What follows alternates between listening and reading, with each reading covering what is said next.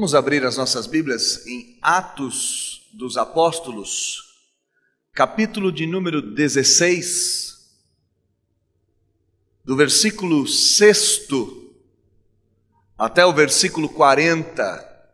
Nós vamos fazer a leitura toda e vamos percorrer esse momento da segunda viagem de Paulo, quando Paulo chega até a cidade de Filipos. Atos do Espírito de Jesus Cristo na vida da igreja, por intermédio dos apóstolos e dos crentes fiéis ao Senhor, capítulo de número 16, do 6º versículo até o versículo 40. Está escrito assim, na santa palavra de Deus: E percorrendo a região frígio-gálata, tendo sido impedidos pelo Espírito Santo de pregar a palavra na Ásia, defrontando Mísia, tentavam ir para a Bitínia, mas o Espírito de Jesus não o permitiu. E tendo contornado Mísia, desceram a Troade. À noite sobreveio a Paulo uma visão, na qual um varão macedônio estava em pé e lhe rogava, dizendo: Passa a Macedônia e ajuda-nos. Assim que teve a visão, imediatamente procuramos partir para aquele destino, concluindo que Deus nos havia chamado para lhes anunciar o Evangelho. Tendo, pois, navegado de Troade, seguimos em direitura a Samotrácia, no dia seguinte a Neápolis, e dali a Filipos, cidade da Macedônia, primeira do distrito e colônia. Nessa cidade permanecemos alguns dias. No sábado, saímos da cidade para junto do rio, onde nos pareceu haver um lugar de oração. E assentando-nos, falamos às mulheres que para ali tinham concorrido. Certa mulher, chamada Lídia, da cidade de Tiatira, vendedora de púrpura, temente a Deus, nos escutava. O Senhor lhe abriu o coração para atender às coisas que Paulo dizia. Depois de ser batizada, ela e toda a sua casa nos rogou, dizendo: Se julgais que eu sou fiel ao Senhor, entrai na minha casa e ali ficai. E nos constrangeu a isso. Aconteceu que, indo nós para o lugar de oração, nos saiu ao encontro uma jovem possessa de espírito adivinhador, a qual, adivinhando, dava grande lucro aos seus senhores. Seguindo a Paulo e a nós, clamava, dizendo: Esses homens são servos do Deus Altíssimo e vos anunciam o caminho da salvação. Isso se repetia por muitos dias. Então Paulo, já indignado, voltando-se, disse ao Espírito: Em nome de Jesus Cristo eu te mando, retira-te dela. E ele na mesma hora saiu. Vendo os seus senhores que se lhes desfizera a esperança do lucro, agarrando em Paulo e Silas, os arrastaram para a praça à presença das autoridades e, levando-os aos pretores, disseram: Esses homens, sendo judeus, perturbam a nossa cidade, propagando costumes que não podemos receber nem praticar, porque somos romanos. Levantou-se a multidão unida contra eles, e os pretores, rasgando-lhes as vestes, mandaram açoitá-los com varas, e depois de lhes darem muitos açoites, os lançaram no cárcere, ordenando ao carcereiro que os guardasse com toda a segurança. Este, recebendo tal ordem, levou-os para o cárcere interior e lhes prendeu os pés no tronco. Por volta da meia-noite, Paulo e Silas oravam e cantavam louvores a Deus, e os demais companheiros de prisão escutavam. De repente sobreveio tamanho terremoto, que sacudiu os alicerces da prisão. Abriram-se todas as portas e soltaram-se as cadeias de todos. O carcereiro despertou do sono e, vendo abertas as portas do cárcere, puxando da espada, ia suicidar-se, supondo que os presos tivessem fugido. Mas Paulo bradou em alta voz: Não te faças nenhum mal, que todos aqui estamos. Então o carcereiro, tendo pedido uma luz, entrou precipitadamente, trêmulo, prostrou-se diante de Paulo e Silas. Depois, trazendo-os para fora, disse: Senhores, que devo fazer para que seja salvo? Responderam-lhe: Crê no Senhor Jesus e serás salvo tu e tua casa. E lhe pregaram a palavra de Deus e a todos os de sua casa. Naquela mesma hora da noite, cuidando deles, lavou-lhes os vergões dos açoites. A seguir foi ele batizado e todos os seus. Então, levando-os para sua própria casa, lhes pôs à mesa, e com todos os seus manifestava grande alegria por terem crido em Deus. Quando amanheceu, os pretores enviaram oficiais de justiça com a seguinte ordem: põe aqueles homens em liberdade. Então o carcereiro comunicou a Paulo estas palavras. Os pretores ordenaram que fossem postos em liberdade. Agora, pois, saí e ide em paz. Paulo, porém, lhes replicou: sem ter havido processo formal contra nós, nos açoitaram publicamente e nos recolheram ao cárcere, sendo nós cidadãos romanos, querem agora às ocultas lançar-nos fora? Não será assim. Pelo contrário, venham eles e pessoalmente nos ponham em liberdade. Os oficiais de justiça comunicaram isso aos pretores, e esses ficaram possuídos de temor quando souberam que se tratava de cidadãos romanos. Então foram ter com eles e lhes pediram desculpas, e relaxando-lhes a prisão, rogaram que se retirasse da cidade. Tendo-se retirado do cárcere, dirigiram-se para a casa de Lídia, e vendo os irmãos, os confortaram. Então, e só então, partiram. Vamos orar? Feche seus olhos, vamos falar com Deus e pedir a Ele que fale aos nossos corações. Deus, obrigado, Senhor, por esse lugar de culto. Ó Deus, como é bom louvar o Senhor, como é bom poder ter o privilégio de lhe chamar de Pai, de lhe conhecer, de conhecer a sua palavra, de cantar louvores ao Senhor, de abrir a sua palavra, de ler a sua palavra. Como isso é magnífico, como isso é maravilhoso. Ó Deus, nós estamos satisfeitos no Senhor, satisfeitos com o Senhor, por tudo aquilo que o Senhor é, por tudo aquilo que o Senhor faz. Mas lhe rogamos, lhe pedimos, fale conosco por meio da sua palavra mais uma vez. Fale conosco nesta noite por meio da exposição da sua santa lei.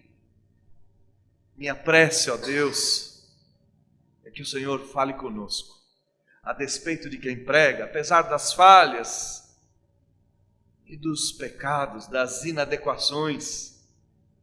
Fale conosco, que o seu Espírito aplique a verdade do Evangelho nas nossas vidas nessa noite, a ponto de nos transformar e de nos conformar à imagem de Cristo Jesus.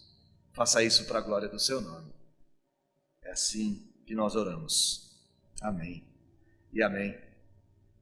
Pode se assentar. Esse é um texto belíssimo, com detalhes incríveis.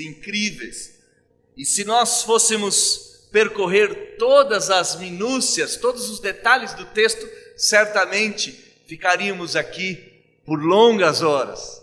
Não é esta a minha intenção.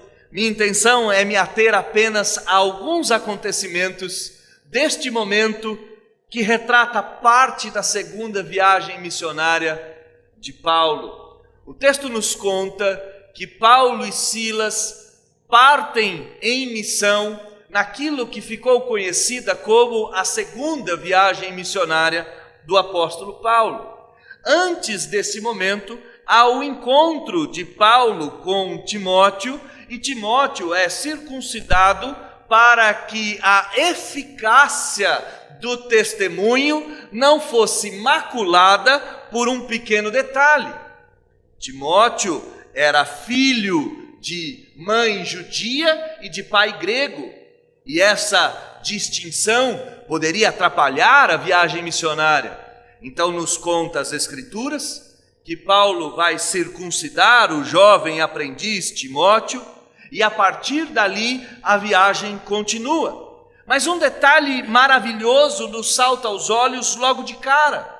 O início desta viagem começa com a aparição de um varão macedônio e com a intromissão, e eu vou usar esse termo por mais que ele pareça agressivo, do Espírito Santo nos planos e projetos do apóstolo. Olhe comigo no versículo de número 6. O texto nos diz que Paulo e Silas e esta comitiva com uma missão percorreram a região frígio-gálata e foram impedidos pelo Espírito Santo de pregar a palavra na Ásia. O texto nos diz que o Espírito Santo intervém de forma direta, impedindo esses homens de percorrerem a Ásia. Vale dizer que a primeira viagem missionária, ela se concentra basicamente na Ásia Menor. Provavelmente o projeto apostólico aqui, o projeto da comitiva missionária, não era outro senão fortalecer essas igrejas, voltando e dando testemunho e transmitindo o recado dos apóstolos e dos presbíteros de Atos 15. Provavelmente era este o projeto, fortalecer e consolidar as igrejas. No entanto, o Espírito Santo os impede.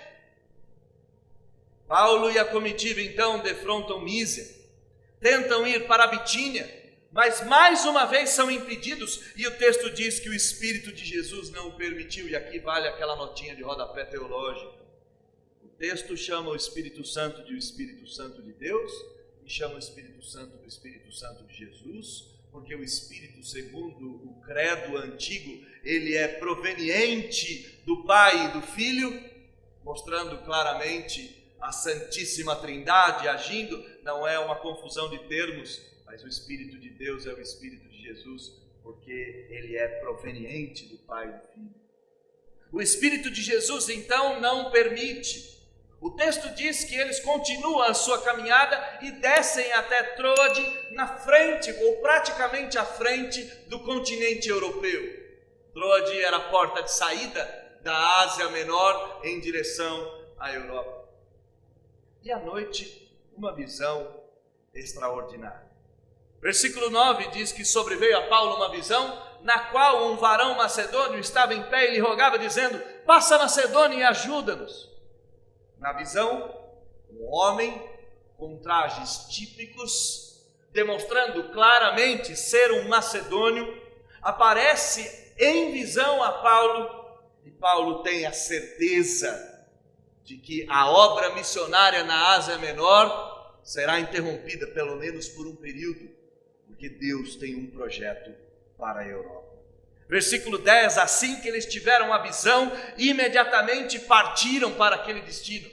Mais uma notinha aqui interessante, quando temos a certeza de que Deus está nos encaminhando, e eu não digo que essa certeza deve vir por visões espetaculares ou místicas, não, mas quando temos absoluta certeza pela palavra do Senhor, pelo direcionamento, pelas portas que foram se fechando e outras que foram se abrindo, quando temos a certeza de que Deus está nos encaminhando, devemos partir imediatamente. Não há mais tempo de questionamentos. A comitiva entende isso claramente, de que Deus os havia chamado para lhes anunciar o Evangelho. E o primeiro detalhe do texto está aqui, o primeiro detalhe que eu quero ressaltar, sai daqui. O Evangelho é o poder de Deus. O Evangelho é outorgado por Deus. O Evangelho é direcionado por Deus.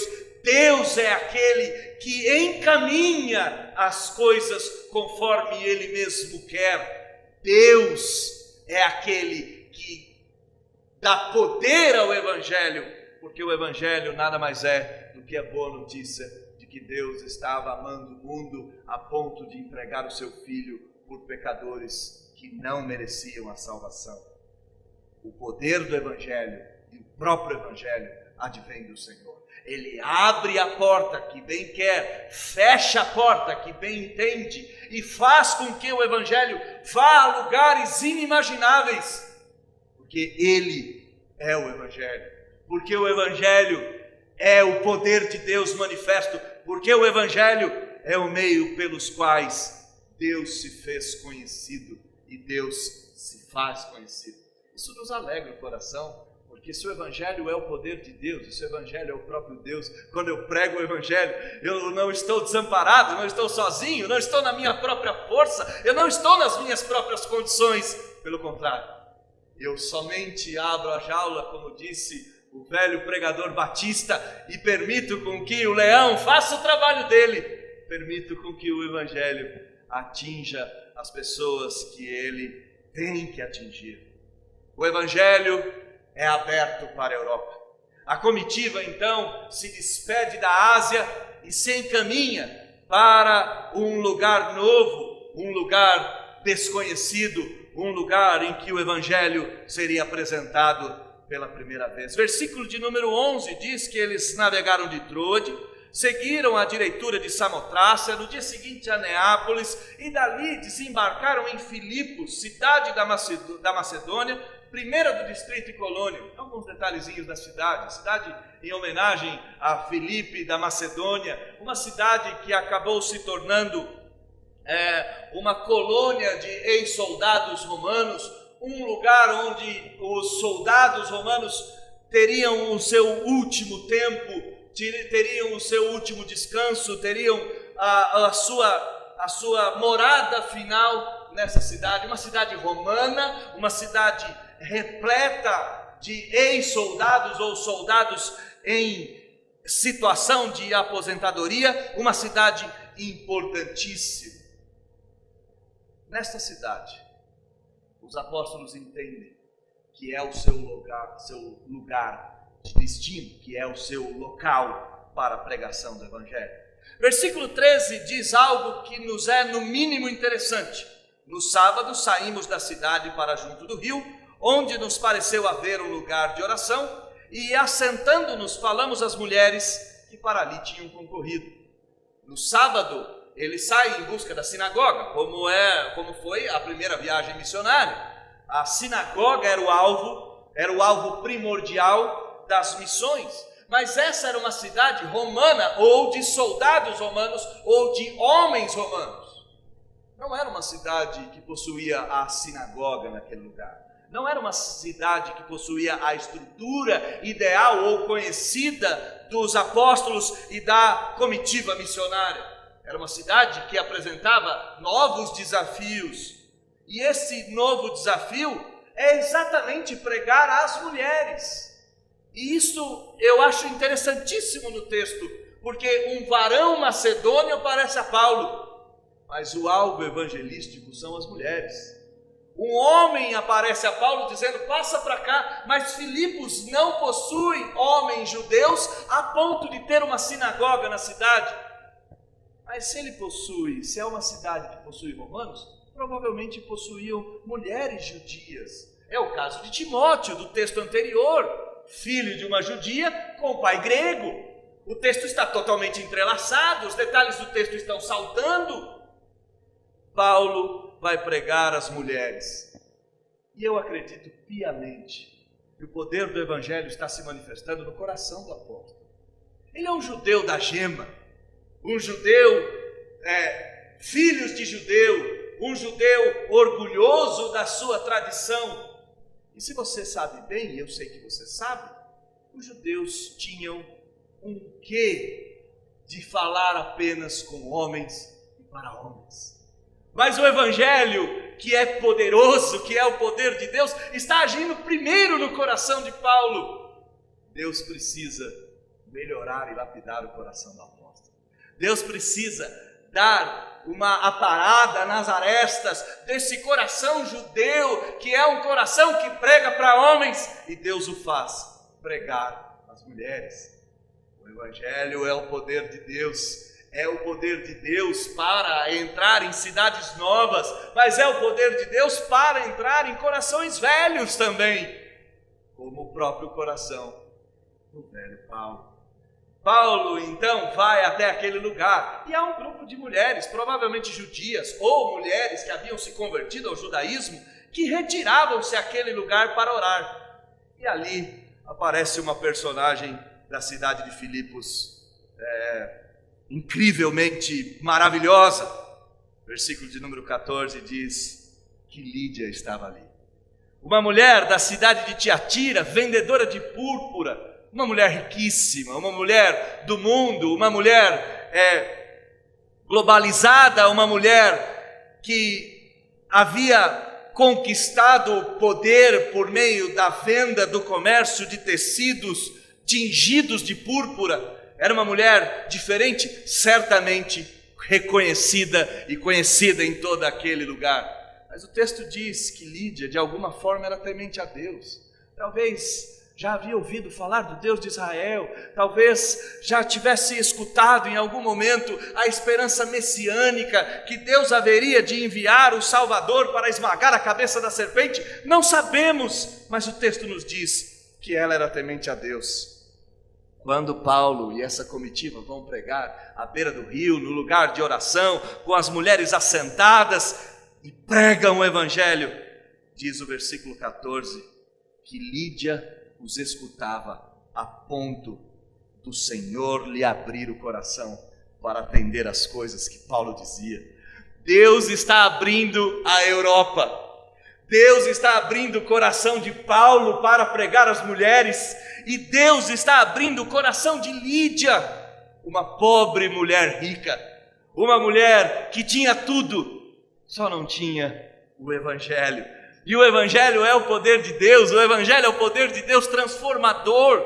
Lídia ouve a mensagem e o evangelho só pode ser transmitido por meio da pregação.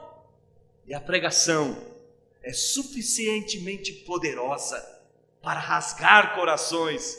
Seu coração é aberto pelo Senhor, seu coração é aberto pela pregação do evangelho do Senhor. E Lídia se converte. Versículo 15 diz que ela foi batizada, ela e toda a sua casa. Isso era comum naqueles tempos. Quando o Senhor se convertia, toda a sua prole se convertiam, até os escravos eram batizados. Isso é nítido no texto. Lídia se converte ao Senhor e é convertida ao Senhor, porque as duas formas estão corretas. E ao ser convertida, toda a sua casa ouve o evangelho e toda a sua casa é batizada. Mas note que há um detalhezinho nesse versículo 15. Quando o Senhor abre o coração de alguém, Ele costuma abrir a vida desse alguém. Não é só a individualidade, mas é a família. Não é só a família, mas são os bens. Olha o que Lídia faz. Lídia suplica a esses homens desconhecidos que chegaram agora: se julgais que eu sou fiel ao Senhor, entrai na minha casa e ali ficai. Talvez, irmãos queridos, alguns detalhes simples a gente deva parar e pensar.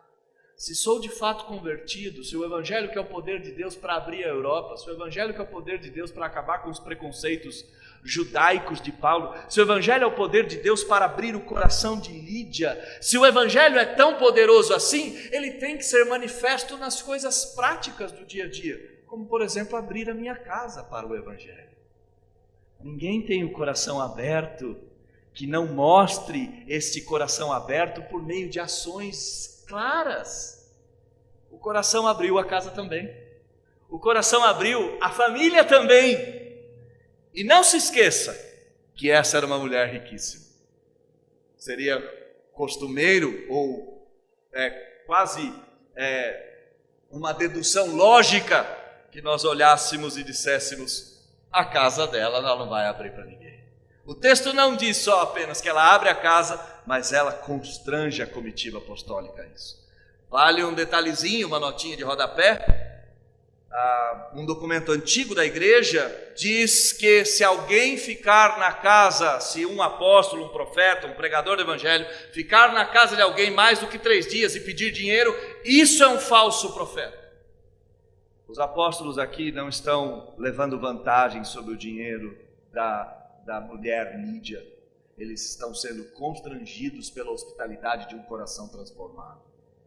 Quando um homem se vale do evangelho para levar dinheiro, este homem é um falso profeta, um filho do diabo, um merecedor das trevas. Os apóstolos não estão fazendo isso, estão sendo constrangidos pelo amor. Fique, é o que Lídia disse. Fiquem em casa, utilizem as bênçãos que eu tenho. E eles ficaram. Versículo 16 diz que eles não ficam de férias, eles estão em missão, não esqueça disso. O Espírito de Jesus fecha a Ásia e abre a Europa, eles estão em trabalho. versículo 16 diz que eles estavam indo para o lugar de oração. Mas um outro acontecimento surpreendente, se o primeiro acontecimento surpreendente é a pobre mulher rica, o segundo acontecimento é a pobre mulher pobre. O texto nos diz que sai ao encontro deles uma jovem possessa de espírito adivinhador, a qual, adivinhando, dava grande lucro aos seus senhores. Uma mulher completamente escrava. O texto não diz nem sequer o nome dessa mulher. Não sabemos. Eu dizia certa feita, ensinando sobre Atos, num seminário que eu dou aula, que nós saberemos o nome dessa nobre irmã no dia que chegarmos às mansões celestiais. Ela estará lá, nós poderemos enfim saber o seu nome, poderemos enfim conhecê-la. Mas o texto nos tira esse prazer momentâneo. Não sabemos quem ela é. Não sabemos o seu nome, só sabemos que essa mulher era possessa de espírito adivinhador, possessa do demônio e escrava dos seus senhores. Essa mulher, versículo 17, nos diz que ela clamava todos os dias, seguindo a Paulo, seguindo a comitiva e dizendo: esses homens são servos do Deus Altíssimo e vos anunciam o caminho da salvação. Irmãos, prestem um pouco de atenção no texto. É o diabo falando uma verdade. E qual é o objetivo do diabo falar uma verdade? Fazer com que essas pessoas se convertam? Não, nivelar a sua obra com a obra de Deus e deixar ambas no mesmo patamar. A intenção do diabo não é fazer com que as pessoas ouçam a verdade, mas fazer com que as pessoas acreditem que a mentira é semelhante à verdade. Paulo não cai no engodo. Paulo não cai na mentira, Paulo não cai no estratagema, e mesmo isso acontecendo por muitos dias, versículo 18, Paulo olha para o Espírito e através da vida daquela mulher e diz: em nome de Jesus Cristo, eu te mando, retira-te dela. E na mesma hora saiu. É claro que isso ia acontecer. O Evangelho, que é o poder de Deus, abriu a Europa. Deus está abrindo a Europa para o Evangelho. Deus está abrindo o coração de Paulo. Note, é a segunda mulher em Filipos. É a segunda mulher na cidade do varão macedônio. Deus está transformando o coração de Paulo. Deus transformou o coração da pobre mulher rica. Deus não transformaria o coração da pobre mulher pobre? Não há limites para o poder de Deus, não há limites para o Evangelho. A mulher rica e a mulher pobre, a mulher liberta, conhecedora do mundo todo, e a mulher escrava, que conhecia sequer as ruas da própria cidade. O Evangelho é poderoso para abrir o coração de ambas, para abrir a vida dessas duas mulheres. Mas isso tem consequência. Aliás, essa mulher trazia dinheiro, fortuna, a manutenção dos senhores era por meio das adivinhações. A retaliação, ou o troco, ou o castigo vem a cavalo. Versículo de número 19 diz que quando seus senhores perceberam que a esperança do lucro se lhe desfizera, agarraram Paulo e Silas e os arrastaram para a praça, à presença das autoridades. Levaram aos pretores, aos prefeitos, aos administradores daquela cidade de soldados. E disseram: esses homens, sendo judeus, perturbam a nossa cidade, propagando costumes que não podemos receber nem praticar, porque somos romanos. Esses homens de outro lugar estão querendo acabar com o nosso jeito de ser. O Evangelho, será que venceria esse desafio étnico? Será que o Evangelho é capaz de vencer essa diferença entre romanos e judeus? A resposta virá um pouquinho adiante.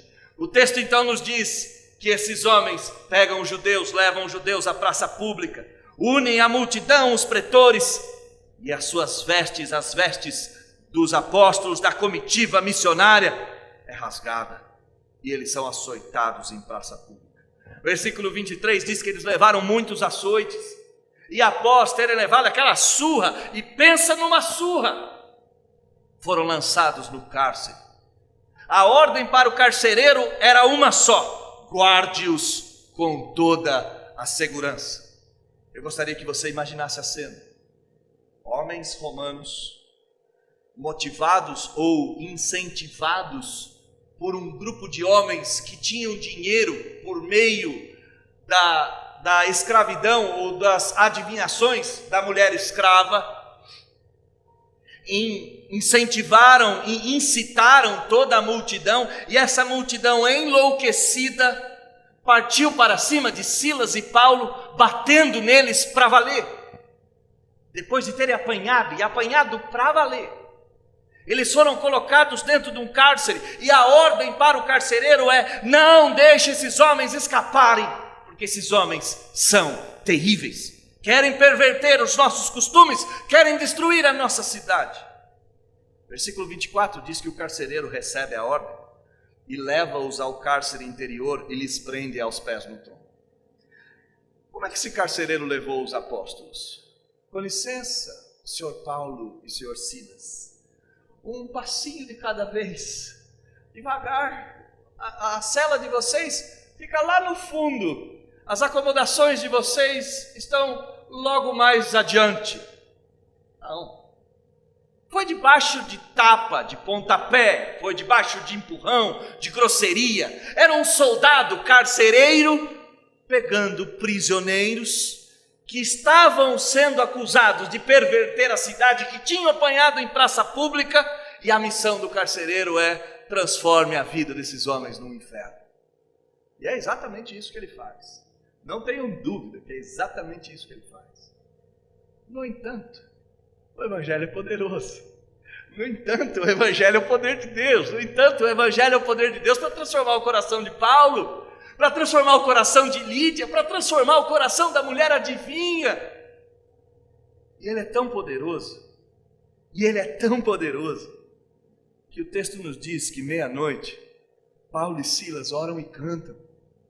Paulo e Silas estão cantando, louvando a Deus, porque de fato Deus havia enviado esses homens até a Macedônia. Eles estavam no lugar certo, na hora certa, fazendo a coisa certa, tinham absoluta certeza de que o propósito de Deus era esse. Então eles cantam, transformam a cadeia num coral, a ponto de outros prisioneiros os escutarem. À meia-noite aquele louvor encheu as celas, aquele louvor encheu aquele lugar, e de forma mais maravilhosa do que louvando em meio ao sofrimento, versículo de número 26, diz que um terremoto sacode aquele lugar, a cadeia é sacudida, é chacoalhada. Deus que fez os céus e a terra não poderia sacudi-los um tiquinho? Lógico que poderia, basta o dedinho. Por que Deus não poderia fazer isso? Lógico que poderia. As celas são sacudidas, os alicerces da prisão são sacudidos, e de repente, versículo 26, todas as portas se abrem, e soltam-se as cadeias de todos os prisioneiros estão soltos, todos. É interessante o que ocorre a partir daqui, porque primeiro, o carcereiro está dormindo, e isso é estranho, porque um soldado romano com uma missão dessa, coloque-os no fundo da cela, guardem com toda segurança, jamais poderia estar dormindo. Se no dia da crucificação do nosso Senhor, aqueles soldados que afirmaram que foram enganados, que estavam dormindo, de fato estivessem dormindo, eles teriam a pena capital da morte. Um soldado romano nunca poderia negligenciar uma missão de guarda, nunca. Mas esse homem está dormindo, convicto da sua função, convicto da sua missão, convicto dos seus feitos. Mas ele acorda, diz o texto, e ao acordar, vê as portas do cárcere abertas e tem a certeza de que ele estaria em maus lençóis. Então, qual é a atitude desse homem honrado, orgulhoso da sua função? Dar cabo da própria vida. O seu orgulho é tamanho que ele dará fim à própria história. Versículo 27 diz que ele puxa a espada. Mas no momento em que ele está para se suicidar, supondo que os presos tivessem todos fugido, no versículo de número 28, Paulo, lá do fundo, diz: não te faças mal, estamos todos aqui. O Evangelho é tão poderoso que faz preso não fugir. O Evangelho é tão poderoso que ele inverte as coisas que são óbvias. Que preso não fugiria dessa masmorra infernal? Todos, menos aqueles que já são livres pelo Evangelho. Eles não precisam fugir, eles são livres. Eles não precisam sair correndo para lugar nenhum. Eles já foram libertos pelo Evangelho. O Evangelho que liberta a Lídia, o Evangelho que liberta a mulher sem nome, o Evangelho que liberta o coração de Paulo do judaísmo, o Evangelho que liberta a Macedônia, já havia libertado esses homens. Eles não têm por que fugir, não têm para onde fugir. Para onde eu ausentarei do teu espírito, disse o salmista. Para onde eu irei? Não há lugar desse mundo que eu consiga me esconder de ti. Não preciso fugir, me rendo. Paulo diz: estamos todos aqui. Versículo 29, o carcereiro pede luz aos prisioneiros. O carcereiro olha para o fundo da cela e fala: acendam alguma luz, iluminem-se. E não só isso. O homem que cuidava das trevas olha para as trevas da prisão, pede luz, e não apenas isso, mas se prostra diante dos prisioneiros. O homem trêmulo, o carcereiro orgulhoso, se rende, de joelhos, sem entender o que está acontecendo. Versículo 30 diz que eles saem daquela escuridão, daqueles escombros, e lá para o lado de fora, uma das perguntas mais belas de toda a Escritura: senhores, o que devo fazer para ser salvo? O que eu posso fazer para ser salvo dos meus inquisidores, dos meus chefes? O que eu posso fazer para ser salvo da minha negligência? O que eu posso fazer para ser salvo da bobagem que eu fiz? O que eu posso fazer para ser salvo de mim mesmo? E a resposta cabal vem no versículo 31. Crê no Senhor Jesus e será salvo tu e tua casa. Então, mais uma vez, a palavra é pregada. A palavra foi pregada para Lídia. A palavra foi pregada e declarada para a mulher possessa. E mais uma vez, a palavra, o Evangelho salta.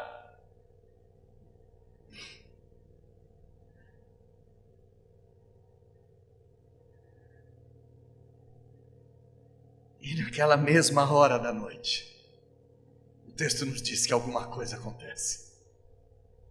O carcereiro, que colocou os prisioneiros no fundo da cela, debaixo de tapa, agora, sentado, rendido ao lado deles, lava-lhes todos os vergões que foram feitos no dia anterior.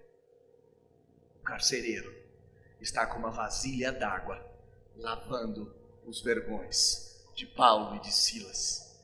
O texto nos diz que ele, o carcereiro, leva os apóstolos até a sua própria casa.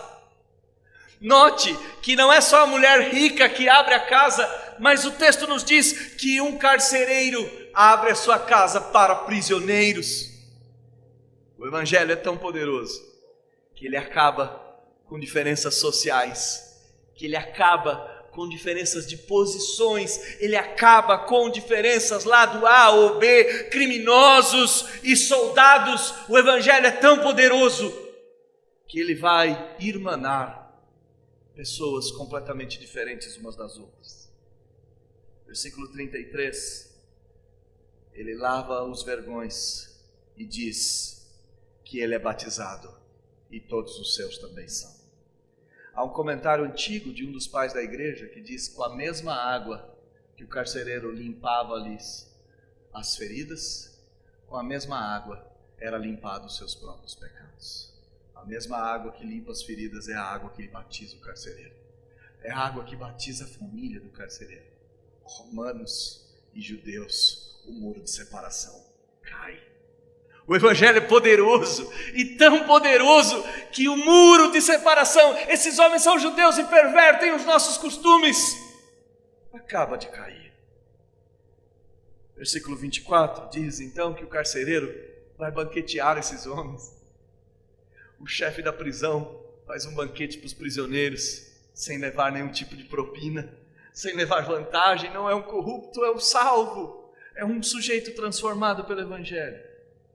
O texto nos diz que uma alegria invade aquela casa. O texto nos diz que o coração orgulhoso do velho soldado se rende ao Evangelho e todos eles creem em Deus. Mas o texto continua. Se o Evangelho é poderoso para abrir a Europa, o Evangelho é poderoso para transformar o coração de Paulo, de Lídia, da mulher sem nome, do carcereiro, dos próprios prisioneiros, para acabar com as diferenças étnicas e culturais, será que o Evangelho seria tão poderoso para perdoar aqueles que fazem mal, simplesmente pelo fato de fazerem mal? Será que o Evangelho pode ser tão perdoador assim? Será que ele é tão poderoso para pedir perdão e para perdoar? Versículo 35 diz que quando amanheceu, os pretores enviaram oficiais de justiça com a seguinte ordem: põe aqueles homens em liberdade. Então o carcereiro comunicou Paulo essas palavras: os pretores ordenaram que fossem postos em liberdade. Agora, pois, saí e ide em paz. Não sei se você percebeu o detalhe. Eles voltaram para a prisão.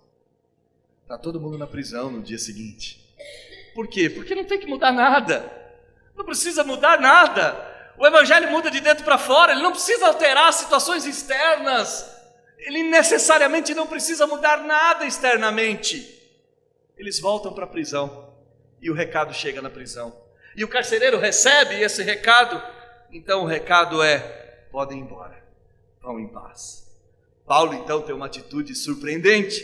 Versículo de número 37, Paulo lhes replica: sem ter havido processo formal contra nós, nos açoitaram publicamente, nos recolheram ao cárcere, e nós somos cidadãos romanos, querem agora a oculta lançar-nos fora? Não será assim. Paulo é veemente nessa sua fala. Paulo é duro, pelo contrário, venham eles até aqui e nos ponham em liberdade. Talvez você pense: Paulo está sendo orgulhoso, Paulo está dando troco, Paulo está esfregando na cara desses homens: somos crentes, você não pode fazer isso. A teologia da vingança, né, daquela cantora aquelas blasfêmias, enfim, deixa isso para lá. Paulo está se vingando, né? Me viram passar na prova, não me ajudaram, agora vão ver o que te acontece. Não. Paulo teve o coração liberto, não precisa disso. Não precisa se vingar de nada. O projeto de Paulo é outro. Continue olhando no texto. Os oficiais de justiça comunicaram isso aos pretores, e esses ficaram possuídos de temor quando souberam que se tratava de cidadãos romanos. O mesmo terror do carcereiro que deixou os presos escaparem, sem os presos terem escapado, que levaria a vida, é o mesmo terror agora dos pretores. Como podiam açoitar um cidadão romano sem julgamento em praça pública? Esses homens certamente seriam mortos. Então esses homens são trazidos.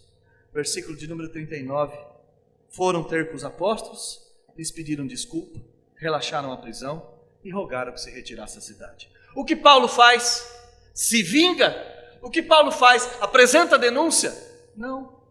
Paulo simplesmente os perdoa. O Evangelho é tão poderoso, e eu fico maravilhado com isso. Eu fico embasbacado com essas coisas. O Evangelho é tão incrível que ele abre a porta da Europa, abre o coração de Paulo cheio de preconceitos, abre o coração de Lídia, abre a casa de Lídia, abre o coração da mulher possessa, abre as algemas da mulher possessa, abre o coração orgulhoso do carcereiro, abre e acaba com as relações de separação étnica. Mas aquilo de mais maravilhoso é que o Evangelho é o poder de Deus para perdoar pecadores. Paulo perdoa os seus algozes. Paulo não vai fazer o justiçamento desses homens. Pelo contrário, ele aceita, diz: tudo bem, nós vamos embora. Mas antes de ir embora, eles voltam à casa de Lídia. Quem eles encontram na casa de Lídia? Ah, não sei, meus irmãos. Mas eu fico aqui imaginando com os meus botões. Toda a família de Lídia. A mulher sem nome. E talvez a família do carcereiro. Eles voltam para a igrejinha que está nascendo na cidade de Filipos. E lá eles consolam todos os irmãos e os confortam. Por que Paulo e Silas precisavam que os pretores viessem até eles? Porque o evangelho tinha que continuar quando eles fossem embora. Porque o evangelho não poderia continuar sendo perseguido. Se aqueles homens fossem condenados por perverterem os costumes romanos, como que a igreja se manteria pregando o evangelho, pervertendo os costumes romanos? O evangelho é tão poderoso, que ele não só perdoa culpados, mas ele deixa de pensar em si mesmo para pensar nos outros. Paulo e Silas aqui são meros coadjuvantes. Mais importante é a igreja. Mais importante são os irmãos da casa de Lídia. E vou dizer, sem sombra de dúvida, mais importante é a obra, o evangelho, o Deus do evangelho e a propagação do evangelho. Paulo e Silas garantem a igreja continuar aberta. Confortam todos e vão embora. E partem. Terminando o texto, o que a gente pode fazer? O que a gente pode pensar? Como que a gente pode aplicar isso para nós? Eu creio que de uma forma só. Irmãos queridos, o evangelho ainda é o poder de Deus. Ainda é. Para abrir lugares que não se abrem. Para mudar corações velhos, enraizados nos seus preconceitos. Para abrir o coração de pessoas muito ricas. Para abrir o coração de pessoas muito pobres. Para abrir o coração de homens muito orgulhosos. Quando eu olho esse carcereiro, eu lembro daqueles nossos parentes, tios, pais, avós, aqueles homens que são duros, orgulhosos, e dizem, eu jamais peço perdão. Talvez seja esse carcereiro aqui. Eu nunca erro, né? Tem gente que é assim. O evangelho é poderoso para mudar corações assim. O evangelho é poderoso para acabar com indiferença étnica. Ah, eu sou A, o outro é B. O evangelho é tão poderoso para acabar com isso. Romano e judeu, não, cristãos. O evangelho é tão poderoso para fazer carcereiro e prisioneiro jantarem juntos.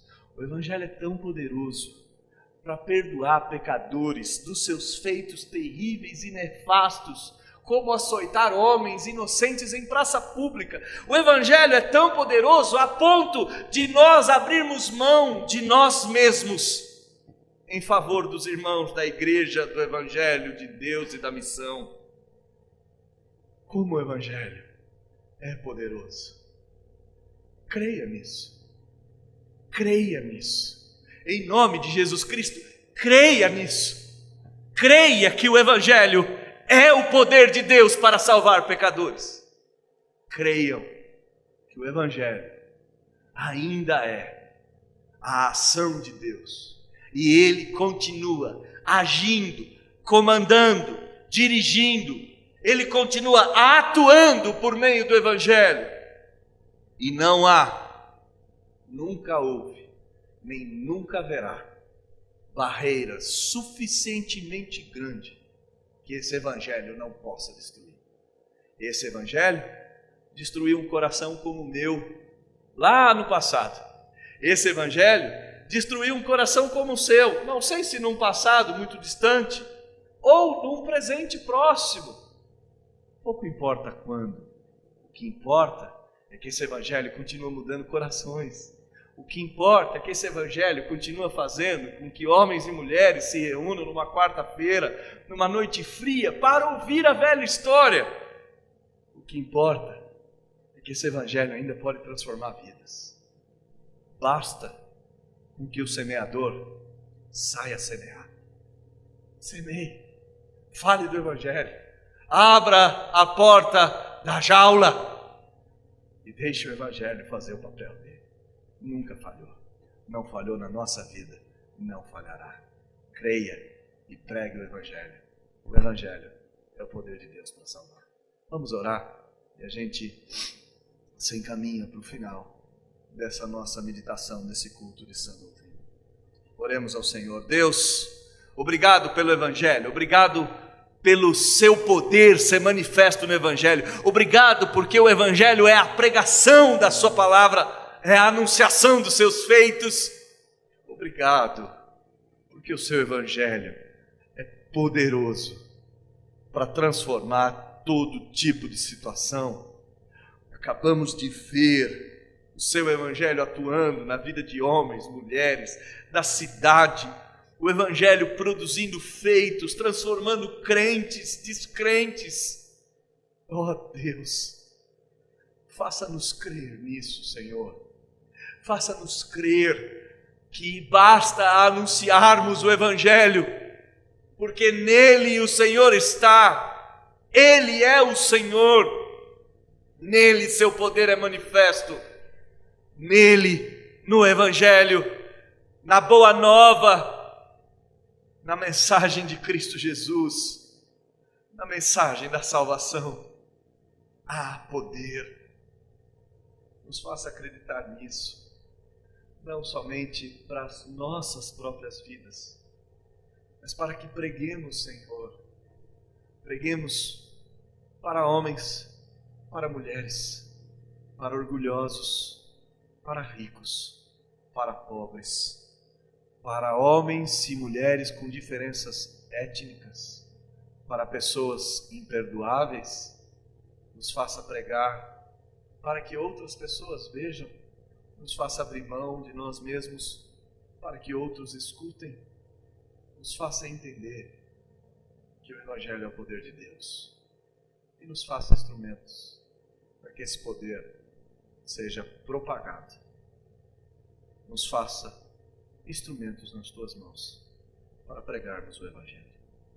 Nós oramos felizes, confiados no seu poder, no poder de Cristo Jesus e no poder do seu Espírito, isto é, no poder do Evangelho. Nós oramos em nome de Jesus.